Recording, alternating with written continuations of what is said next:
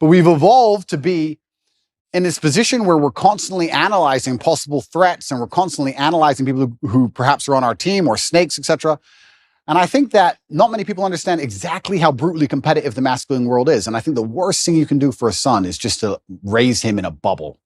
My dad, I'll say it here, people lose their minds. My dad used to just randomly push me over. I'd be like 3. He just said, not hard, but just get up, boy.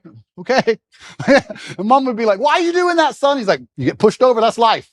My mom hated that she did that to me. But yeah, I can give him nothing but praise. I'm really so thankful I had the upbringing I had. Do you think he's proud of you? I'm certain he's proud of me. And it's amazing how much strength I can get from that. It's amazing how much strength you can get from knowing that your ancestors are looking down on you and you're doing your absolute best. I also believe that God can be proud of you when you do your absolute best. And I don't think many people genuinely do their best in the world anymore. When I say do your best, people sit and go, oh yeah, okay. No, when's the last time you actually did your best? Like, I don't train to run marathons, but I know if I gave my best, I could run a marathon right now, first try. If I gave my best, life depending on it. When's the last time people have genuinely given their best to anything? There are people going through the world and going through life today that don't give their best or 100% effort to anything ever. Ever. They can't even remember the last time they tried. So when I'm sitting in a dungeon, I'm sitting in a Romanian jail cell, I understand that it is a chance that God has given me and my ancestors are watching for me to do my absolute best and to show to them that I am the man I say I am. You can't become the most famous man in the world for mental resilience and God not test your mental resilience. I think that would be a very amateur way to view the world, that you can now become one of the most famous men in the world who talks about mental discipline and mental resilience and God's not going to test it. I think God's going to come along and say, okay, you want to be Mr. Famous. All right, let's see what you have. So I believed it was a chance to show God and show my ancestors and show my father that I am the man I say I am. And it's amazing how much strength you can draw from that, because I don't think many men especially understand that even if you don't have the strength to be a hero for yourself, you should have enough discipline and enough honor to want to be a hero for somebody else. And if you have other people you truly respect, you should want to be a hero for them. And I think that's the masculine imperative. If someone's going to attack your wife, that's when you become a hero for her. You have to. What kind of man are you if you're not? And you can apply that to other things. If you apply that to your ancestors, or you apply that to God, or you apply that to your beliefs or your core principles as a man, then you can be a hero anytime you want. Be a man. Yeah. And I don't feel guilty for being a man. And I don't think any man should. No, I don't think so either. And I think that the most annoying thing about all of this is just how genuinely hypocritical it is. Because there's all this feminine movement and we don't need men and men don't matter, etc. That's only too. Men ain't the whole. It's a agreed upon message that men suck. Absolutely, and it's only in the most favorable possible circumstances where females will say that.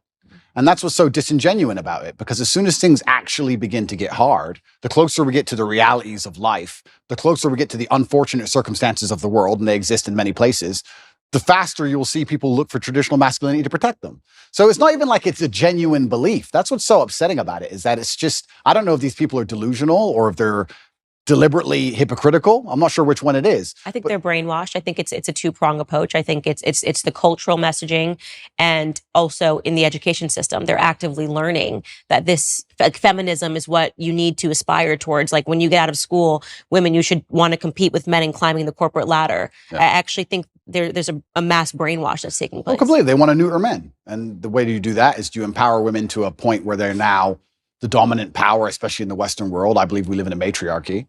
I don't believe it's a patriarchy like we're told it is. I actually believe it's the other way around. I can't think of a single law that benefits men over women, but I can certainly think of some that benefit women over men. Mm-hmm. I think it's very dangerous to be a man in the world today. I think that if women want to destroy a man, it's extremely easy to do. We can look at my current scenario and situation I'm in, and many other men are in the same scenario. I can't think of many examples of a man falsely accusing a woman of something and her losing her entire life, where I can certainly think of ones the other way around. So yeah, they want to turn men into eunuchs because their intention is to make us all slaves.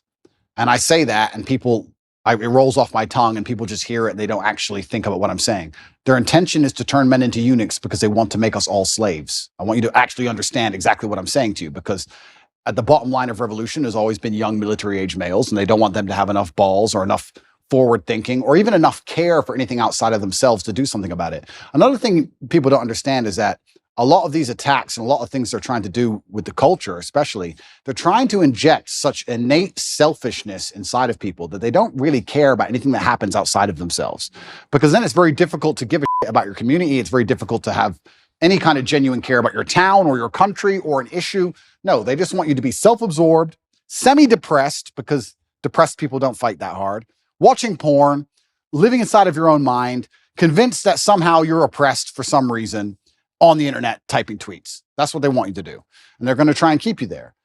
And genuine masculinity, yeah, to a degree it's protective, and to a degree also it has parameters. You can't be a man who doesn't say no. You can't be a man who doesn't have standards for himself and for people around him. I'm got labeled as ultra misogynistic because I believe that a man should have standards in his relationship. I believe a man should avoid dishonest people, male and female. You should avoid, if you're a dishonest person, if you lie, if you're going to deceive me, it doesn't matter if you're a man or a woman. I don't want to have anything to do with you. I was sitting talking on a panel show saying that women who are dishonest and promiscuous are not the kind of woman I'd ever want to associate with. And I was labeled misogynistic for that. So it's crazy how they'll attack you, and they'll attack you so violently and so endlessly and repeat it so many times in a bid to beat your soul down. That's what they want, especially from me. I truly believe I'm the number one prize for them to get. If they can get me to just give up. If we can get Andrew Tate to just give up. Being a man's bad. Come on, Andrew, say it. And it's like, it's dangerous, one thing, but it's actually genuinely also sad. When I analyze the situation in the world we're in today, part of me feels sad that we've ended up in this place where the people who are in charge are so evil and their plans are so heinous and the consequences so dire that they know they can only implement them if they genuinely remove the warrior spirit from every man on the planet. Yeah. It's kind of sad. And the warrior spirit is really important. And it's something that I speak about a lot, that men need to go be men. Even in capacity of my marriage, my husband needs his guy time. I need my girl time. Yep.